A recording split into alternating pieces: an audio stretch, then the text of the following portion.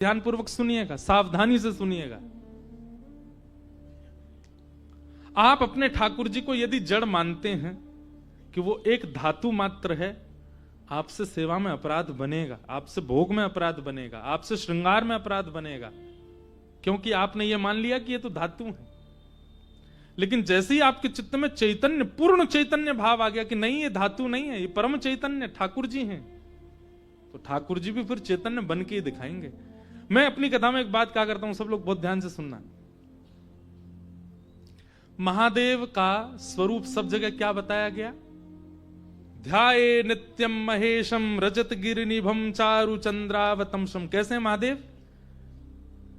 एक तो सबको ये बात पता है, पर इसको कोई जानता नहीं कि महादेव कैसे हैं। गौर वर्ण के हैं महादेव। कैसे हैं? गौर वर्ण, कर्पूर गौरम। और इस श्लोक में भी कहा गया रजत गिरिनिभम, यानी कि जैसे चांदी का पर्वत चमकता है ऐसे महादेव की कांति है। और चारु चंद्रावतंशम, अपने मस्तिष्क पर चंद्रमा धारण करते। रत्ना कल्पोज्वलांगम, और अंग कैसे चमकता है? जैसे कोई रत्न चमक रहा हो। पयुष मृगवरा, जिन्होंने बागंबर पहना है, एक मृग चर्म पहना है। भीति हस्तम प्रसन्नम, कैसे बैठे? बोले प्रसन्न मुद्रा में बैठे। पद्मासीनम समन्ता, पद्मासन में बैठे। ये दोनों पैर के तलवे ऊपर को आ जाएं, इसको पद्मासन कहते हैं। पद्मासीनम समन्ता स्तुतमर गणई, गण सब स्तुति गा रहे हैं खड़े होकर के। विश्वाद्यम विश्ववंद्यम, विश्व के जो आदि हैं, प्रथम हैं, और विश्व के जो वंद्य हैं। अखिल भयहरम, ब्रह्मांड के भय को दूर करने वाले। पंचवक्रम, पंचमुख वाले। त्रिनेत्रम, इनको हम प्रणाम करते हैं। लेकिन कहीं भी देवालय में चले जाओ, महादेव तो लिंग के रूप में ही दिख रहे हैं। कहां है पंचवक्र? कहां है चारु चंद्र? कहां है वो रत्नों जैसी कांति? कहां है वो चमकते हुए महादेव का स्वरूप? क्यों नहीं है वो विग्रह? और यही बात हमारे वृंदावन चंद के पास चले जाओ, उनका वर्णन कैसा? कि वरहा पीडम नटवर वपुः कर्णयो कर्णकारम, बिभ्रदवासः कनक कपिसं वैजयन्तीं च मालाम्, रन्ध्रान् वेणो अधर सुधया पूरयन् गोपवृन्दै, वृंदारण्यम स्वपदरमणम प्राविशद गीत कीर्ति। उनका वर्णन कैसा है? बाकी सब वर्णन छोड़ो, एक वर्णन सुन लो केवल। रंध्रान वेणो अधर सुदया, वंशी तो है, कर कमल में ही है, आवाज क्यों नहीं आ रही है? फिर ध्वनि क्यों सुनाई नहीं देती? महादेव लिंगाकार में ही क्यों हैं? श्री कृष्ण के हाथ जब उठे हैं, वेणु है, तो फिर स्वर क्यों नहीं सुनाई देता?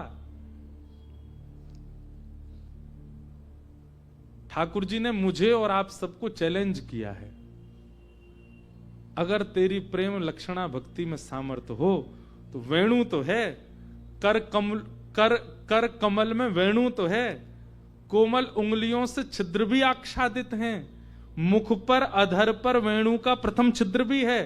लेकिन तेरो प्रेम जब मुकु वाद्य करेगा, मुझे वाद्य करेगा, मुझे प्रेरित करेगा, तभी स्वर निकलेगा। महादेव कहते हैं चारु चंद्र तो है, त्रिनेत्र तो हैं, पर तुम्हारे अंदर वह प्रेम प्रकट हो तब उसका दर्शन कराऊं। हमारे लड्डू गोपाल पूरे दिन यूं ही बैठे रहे घर में। ठाकुर जी कह रहे हैं मैं हाथ सीधे ना करूंगा, पैर सीधे ना करूंगा। क्यों? जा दिन तेरो प्रेम प्रकट है जाएगो, जा दिन तेरो प्रेम अथाह है जाएगो, वही दिन अपने आत्मा में सीधे कर लूंगा। इसका मतलब क्या है? हमारी सेवा से अगर हमारे ठाकुर जी जैसे आए थे वैसे ही हैं, इसका मतलब ये प्रेम प्रकट किया नहीं तो ठाकुर जी बदल जाते हैं। ठाकुर जी थोड़े तो हाथ पांव सीधे करते, नेक तो परिवर्तित होते। अब यहां व्यवस्था नहीं तो हम अपने लाल जी का एक दर्शन कराते। जब हमारे ठाकुर जी आए थे 5 वर्ष पहले, तब का स्वरूप और आज के ठाकुर जी का स्वरूप, आप कहोगे ये वो है ही नहीं। जब हमारे लाल जी आए थे तो ऐसे लगते थे जैसे पत्र पूछ रहा से पत्रे दुबरे। हमारे लाल जी के जिन्होंने दर्शन किए सबको यूं लगती है तो कितने बड़े होंगे, मोटे ताजे तगड़े होंगे, हैं सच में, पर दर्शन में हैं वो छोटे से ही। पर प्रथम दिन का दर्शन, और मैं रोज देखता हूं अपने प्रथम दिन के गिरधर लाल जी और आज के, ऐसा परिवर्तन, गदमदरा से तो गाल फूल गए उनके, नेत्रन में ऐसी रौनक सी आ गई है, कांति ऐसी लगती है अद्भुत। अब जैसे हाथ पांव बिल्कुल खा पी के जैसे खाते पीते घर के बालक हो जाते हैं, ऐसे लाल जी हो गए। पहले कोई वस्त्र धराने से आते ही नहीं थे, इतने छोटे से ठाकुर जी हमारे। अब आप कितने बड़े वस्त्र ले आओ, कैसे भी करके धारण कर लेते। तो चैतन्य, आप जिनकी सेवा करते हैं, केवल नियमित रूप से भोग लगाना, आरती करना, यह आपका कर्तव्य नहीं। आपका कर्तव्य यह है कि जैसे आए ये परिवर्तित होने चाहिए। इनके स्वरूप में थोड़ा तो, भाई बालक जन्म लेता है वो छोटा सा ही होता है, 10 साल हो गए इतना सा ही है, मां को चिंता नहीं होगी। चिंता क्या होगी, पूरा घर परिवार रोएगा, ये बढ़ता ही नहीं, इतना सा ही है। हर दिन उसमें परिवर्तन आए, वो कुछ नया सीखे, कुछ नई क्रिया करे, उसके हाथ पांव थोड़े बढ़े, चलना सीखे, बोलना सीखे, आंखें टिमटिमाए, पूछें कान कहां है तो तुरंत बताए, नाक कहां है ये है, जीभ कहां है ये है। हर दिन कुछ नया ज्ञान, उसमें परिवर्तन दिखता है, तब परिवार प्रसन्न रहता है कि हमारा बालक पल रहा है, बढ़ रहा है। सेवा में भी आपका भाव और आपके ठाकुर जी का स्वरूप, इसमें परिवर्तन आना चाहिए, तब आपकी सेवा लग रही है, आप सेवा कर रहे हो, ये बात पता चलती है। ये इसी को कहते हैं चैतन्य। ठाकुर जी का तीसरा रूप क्या है? आनंद। हमारे गुरुदेव एक बहुत अच्छी बात कहते हैं, ठाकुर जी के प्रथम 2 स्वरूप यदि आपने भली भांति पहचान लिए, यानी कि सत्य और चैतन्य, तो तीसरा रूप अपने आप प्रकट होगा। क्या? आनंद। वो सब गाओगे, नंद घर आनंद भयो जय कन्हैया, अवध में आनंद भयो जय रघुवर राम के। आनंद। रहते काशी में हैं, गंगा तट पर हैं, फिर भी इतने निराश, हताश, उदास क्यों? ये तो आनंद वन है, यहां तो महादेव भी आनंद में रहते हैं। आप क्यों इतने निरानंद में हो? क्योंकि आपने महादेव को उस रूप से देखा नहीं, जाना नहीं, पहचाना नहीं, इसलिए निराश हो। तो सत्य परमात्मा को जिस दिन आपने चैतन्य रूप से भज लिया, उसी दिन जीवन में आनंद आएगा। सच्चिदानंद रूपाय विश्वोत्पत्त्यादि हेतवे, विश्व की उत्पत्ति, पालन और संहार, ये 3 क्रिया जिनकी हैं। तापत्रय विनाशाय, 3 प्रकार के तापों का जो उपशमन करते हैं। ताप किसको कहते हैं? कष्ट को। एक बात बहुत ध्यान से सुनिएगा, ठाकुर जी को भजने वाला कष्ट विमुक्त नहीं होता।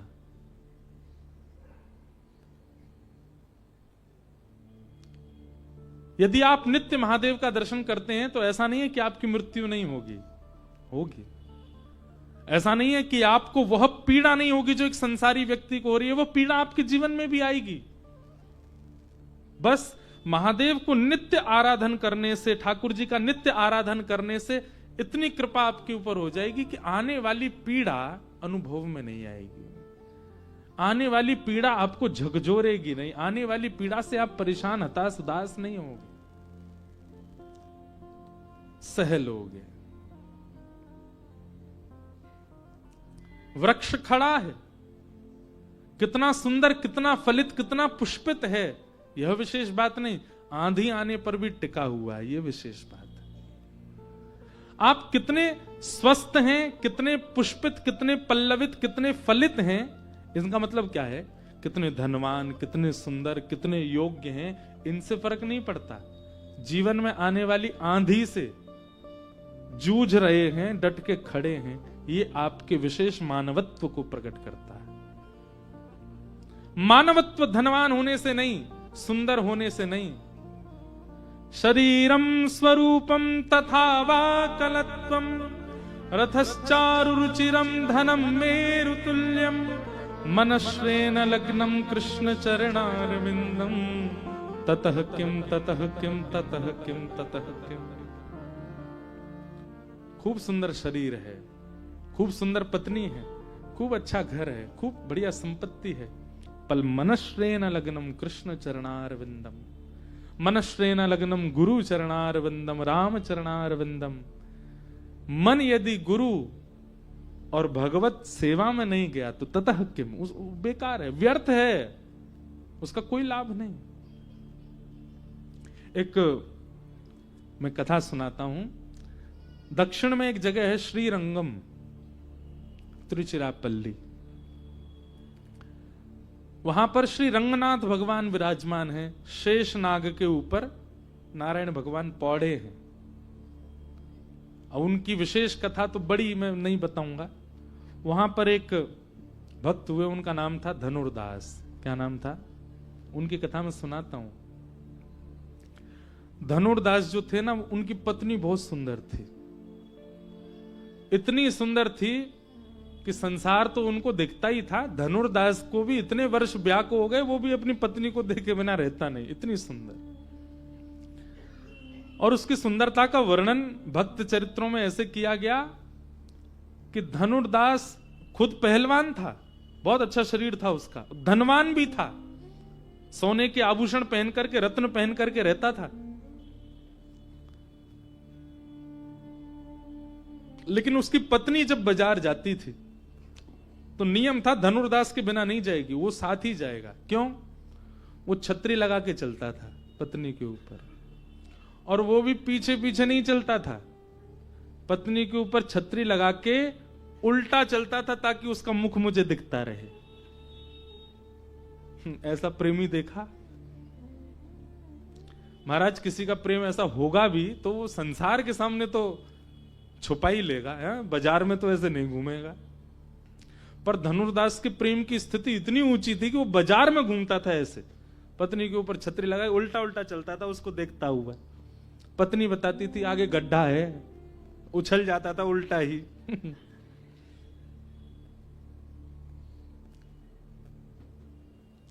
एक बार श्री रंगनाथ भगवान की सवारी जा रही थी,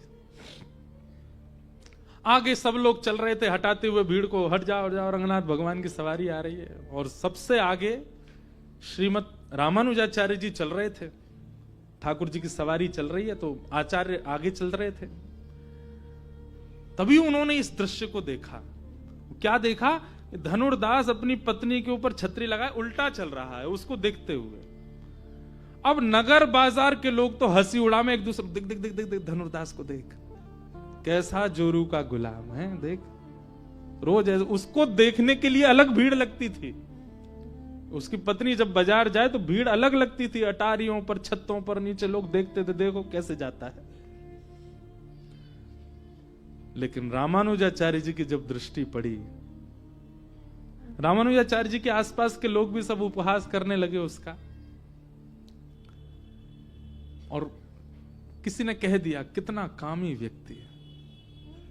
लेकिन वही बात है ना, श्रीमद् भागवत जी कहती हैं प्रयच्छति गुरु प्रीतो, गुरु यदि आप पर मेहरबान है, गुरु यदि आप पर प्रसन्न है, आप चाहे कितने भी घनघोर दलदल में क्यों ना हो, ठाकुर जी को उबारने आना पड़ेगा यदि आपके गुरु प्रसन्न है तो।